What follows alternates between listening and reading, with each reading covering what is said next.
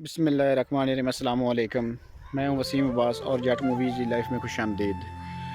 पिछले दिनों में मैंने एक वीडियो बनाई थी, आपको दिखाया था कि जो गंदम थी उसको हम स्प्रे कर रहे थे। आज हम उसका सर्वे करने आए हैं कि क्या बनाए। जो जड़ी बूटियाँ थी उनके लिए जो हम दवाई लेके आए थे, क्या उस दवाई ने असर किया है कि नहीं किया। गंदम में से वो जड़ी बूटियाँ मरी भी हैं, तलफ हुई भी हैं कि नहीं हुई। आज मैं उनका एक बंदा लेके साथ में आया हूँ जो चेक करने आया है कि जड़ी बूटियाँ ख़त्म हुई हैं कि नहीं हुई। अभी वो बंदा जो है सर्वे कर रहा है गंदम का।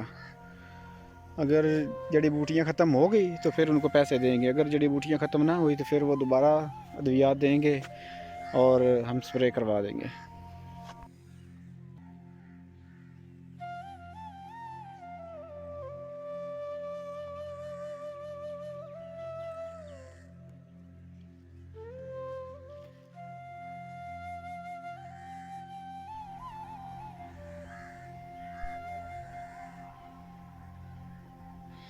हाँ जी, सरकार की बनया। अच्छा जी भाई जी, ਤੁਹਾਡਾ ਕੀ ਕਹਿਣਾ ਹੈ ਗੰਦਮ ਦੇ ਬਾਰੇ ਵਿੱਚ? ਗੰਦਮ ਦੇ ਵਿੱਚ ਸਪਰੇਅ ਤੇ ਹੋਇਆ ਲੇਕਿਨ ਅਜੇ ਤੱਕ ਗੰਦ ਨਹੀਂ ਮਰਿਆ। ਅੱਛਾ ਅੱਛਾ। ਹਾਂਜੀ, ਚੰਦ ਬੂਟੇ ਵਿੱਚ ਐਸੇ ਨਜ਼ਰ ਆਏ ਨੇ ਜਿਹਦੇ ਜਿਹੜੇ ਯਾਨੀ ਕਿ ਮੁਰਝਾ ਗਏ ਨੇ। ਅੱਛਾ ਚੰਦ ਹੀ ਅੱਛਾ, ਤੇ ਸਹੀ ਫੁੱਲ ਅਸਰ ਨਹੀਂ ਹੋਇਆ। ਅਜੇ ਤੱਕ ਫੁੱਲ ਅਸਰ ਨਹੀਂ ਹੋਇਆ। ਅੱਛਾ ਅੱਛਾ। ਤੇ ਤੇ ਮੇਰੀ ਤੇ ਇਹ ਹੀ ਰਾਏ ਹੈ ਕਿ 2-4 ਦਿਨ ਹੋਰ ਵੇਖ ਲਓ ਜੀ ਜੀ। ਅਗਰ ਇਹ ਨਾ ਸਹੀ ਹੋਵੇ ਤੇ ਦੁਬਾਰਾ ਕੰਪਲੇਨ ਤੁਸੀਂ ਕਰੋ। ਅੱਛਾ, ਤੇ ਕੰਪਲੇਨ ਕਰਨ ਨਾਲ ਫਿਰ ਦੁਬਾਰਾ ਸਪਰੇਅ ਕਰਨਾ ਪਵੇਗਾ ਕਿ? ਦੁਬਾਰਾ ਹੋ ਹੀ ਜਾਣਾ ਜੇ ਅਗਰ ਥੋੜੀ ਵੱਡੀ ਹੋ ਗਈ ਤੇ ਫਿਰ ਉਸ ਦੇ ਵਾਸਤੇ ਹੋਰ ਸਪਰੇਅ ਹੋਣਾ। ਜੇ ਅਗਰ ਛੋਟੀ ਛੋਟੀ ਦੁਬਾਰਾ ਵੇਖ ਲਾਂਗੇ ਉਹ ਮੌਕੇ ਵਕਤ ਦਾ ਜਿਹੜੀ ਹੁਣ ਹੈ ਇਸ ਜਗ੍ਹਾ ਤੇ ਜਾ ਰਹੀ ਹੈ, ਇਸ ਜਗ੍ਹਾ ਤੇ ਜਿਹੜਾ ਸਪਰੇਅ ਅਗਲਾ ਹੋਇਆ ਹੈ ਉਸ ਦੇ ਮੁਤਬਾਦਲ ਕੋਈ ਹੋਰ ਸਪਰੇਅ ਹੋਏਗਾ ਜੀ ਹੋ ਸਕਦਾ। ਤੇ ਅਗਰ ਕਣਕ ਵੱਡੀ ਹੋ ਗਈ ਤੇ ਫਿਰ ਉਸ ਹੋਰ ਸਪਰੇਅ ਹਾਈ ਪੋਟੈਂਸੀ ਦਵਾਈ ਹੋਣੀ। ਹੋਣੀ। ਅੱਛਾ ਅੱਛਾ, ਚਲੋ ਹਾਂਜੀ। ਮਿਹਰਬਾਨੀ ਜੀ। ਤੇ ਕੋਈ ਅੱਛੀ ਜੀ ਦਵਾਈ ਜਿਹੜੀ ਇਹਨੂੰ ਰਿਕਮੈਂਡ ਕਰਨਾ ਜਿਹੜੀ ਸਹੀ ਅਸਰ ਕਰ ਜਾਵੇ। ਅਗਲਾ ਵੀ ਤੁਸੀਂ ਹਾਲ ਤੇ ਚੈੱਕ ਹੀ ਕਰ ਰਹੇ ਹੋ, ਜਿਹੜਾ ਹਾਲ ਹੋਇਆ ਹੈ ਦਵਾਈ ਅਸਰ ਤੇ ਕੀਤਾ ਨਹੀਂ।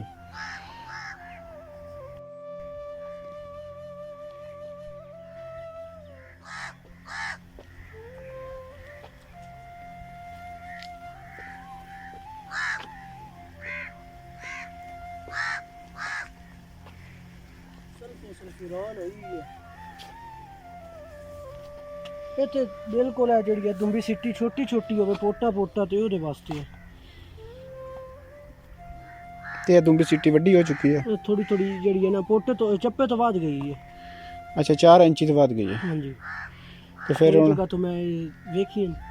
ਅੱਛਾ, ਉਸ ਦੇ ਵਾਸਤੇ ਹੋਰ ਦਵਾਈ ਤੁਹਾਨੂੰ ਦੱਸਦੇ ਆ, ਉਹ ਕਰੋ ਸਪਰੇ। ਤੇ ਅਗਲੀ ਜਿਹੜੀ ਦਵਾਈ ਹੈ ਗਲਤ ਇਸਤੇਮਾਲ ਹੋ ਗਈ ਹੈ।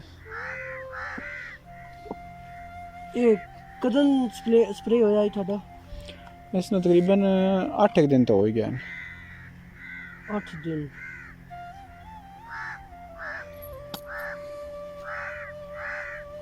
ਮਿਕਦਾਰ ਵਗੈਰਾ ਉਸ ਦੇ ਸਹੀ ਕਰਕੇ ਇਸਤੇਮਾਲ ਕਰਾਈਏ ਜੀ। ਜਿਹੜਾ ਬੰਦਾ ਨਾ ਖਾਈ ਉਸ ਬੰਦੇ को करवाया।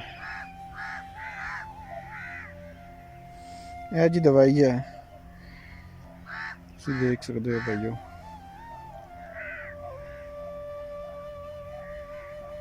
ਆਹ ਦਵਾਈ ਤਾਂ ਠੀਕ ਹੈ, ਚੌੜੇ ਪੱਤੇ ਨੂੰ ਤੇ ਇਹਨੂੰ ਖਤਮ ਕਰਨਾ ਚਾਹੀਦਾ ਹੈ। Walter super.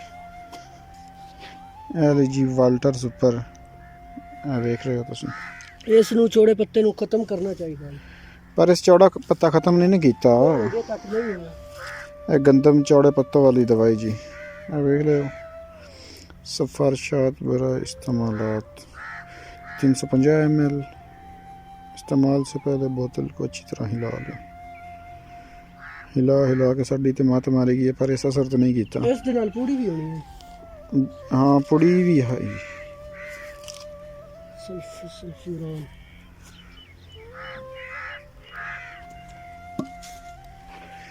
दवाइयां का अंबार लगा पे पर असर होया नहीं।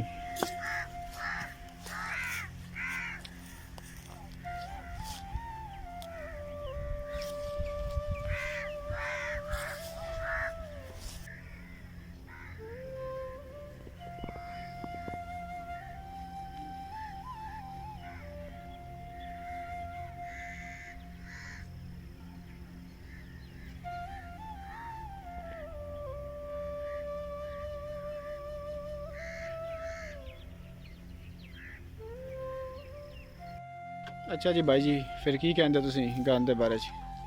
गंद ते भाईजान फिलहाल कोई भी नहीं, जरा सारी भी एक्टिविटी हुई हुई है उत्ते। अच्छा तो फिर हुण ਹੁਣ ਫਿਰ ਚਲਦੇ ਆ ਇੱਕ ਵਾਰੀ ਦਵਾਈਆਂ ਵਾਲੇ ਕੋਲ, ਜਿਹਦੇ ਕੋਲ ਦਵਾਈ ਲੈ ਕੇ ਆਏ ਆ। अच्छा ਤੁਹਾਡਾ ਸਰਵੇ ਪੂਰਾ ਹੋ ਗਿਆ? ਜੀ ਸਾਡਾ ਪੂਰਾ ਹੋ ਗਿਆ। चलो ठीक है, फिर साड़ी गलती तो कोई नहीं है। नहीं कोई गलती नहीं। चलो मेहरबानी भैया।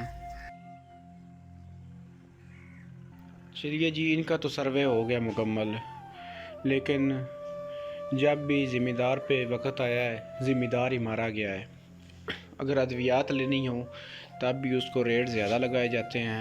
अद्वियात लोकल होती हैं, वो असर नहीं करती। जब गंदम या कोई भी फसल पक जाती है तो उसके पकने के बाद जो व्यापारी हजरात हैं उनके जो है नखरे वो उठाने पड़ते हैं ज़िम्मेदार को। बस यही रोना है और यही रोना चलता रहेगा सारी उम्रें ज़िम्मेदार की, जब तक उम्र बाकी है। अगर वीडियो पसंद आई तो उसको लाइक करें, शेयर करें और चैनल को सब्सक्राइब लाजमी करना है, ताकि हमारी हर आने वाली नई वीडियो जो है आप तक पहुंच सके। अपनी दुआओं में याद रखिएगा। अस्सलाम वालेकुम, अल्लाह हाफिज़।